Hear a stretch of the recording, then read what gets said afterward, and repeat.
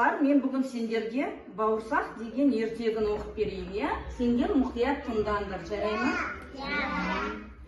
Баяғы заманда бір шал мен кемпір тұрыпты. Шал кемпіріне айтады: "Кемпірім-ау, маған бір бауырсақ пісіріп берші." Кемпір сонсын шалға айтып: "Бізде үйде ұн жоқ қой" дейді. Ал енді қаптың астын қарасаншы, сол жерде бір екі уыстай ұн шығатын шығар. Сонсын кемпір қаптың ішін қарап, екі уыстай ұн тауып, қаймақ қосып бауырсақ илеп, қып-қызыл қылып бауырсақ пісіреді. Сонсын суысын деп терезеге қояды. Іші пысқан бауырсақ терезеден домалап кетеді. Домалап кетіп баратқанда қоянды көреді. Қоян оған: "Бауырсақ, бауырсақ, мен сені жеймін" дейді.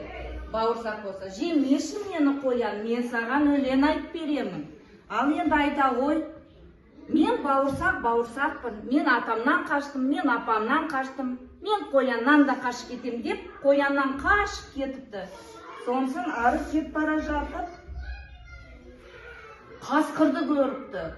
Қасқыр: "Бауырсақ, бауырсақ, мен сені жеймін" десе, бауырсақ болса: "Жемеші мені қасқыр, мен саған өлең айтып беремін. Мен атамнан қаштым, мен апамнан қаштым, мен қояннан қаштым. Енді мен сенен де қашып кетем қасқыр" деп қасқырдан да қашып кетіпті. Қашып кетіп бара жатып, артынан қасқыр аң-таң болып қарап қалады екен. Сонсын аю: "Бауырсақ, бауырсақ, мен сені жеймін." Бауырсақ болса аюға былай айтады: "Жемеші мені аю, мен саған өлең айтып берем. Мен атамнан қаштым, мен апамнан қаштым, мен қояннан қаштым, мен қасқырдан қаштым. Мен енді аю сенен де қашып кетем" деп. Содан кейін аюдан да қашып кетіпті майтоқаш. Содан кейін бауырсақ ары кетіп бара жатып, түлкіні көріпті. Түлкі қу ғой. Түлкі былай айтады: "Қандай әдемі қып-қызыл піскен бауырсақсың."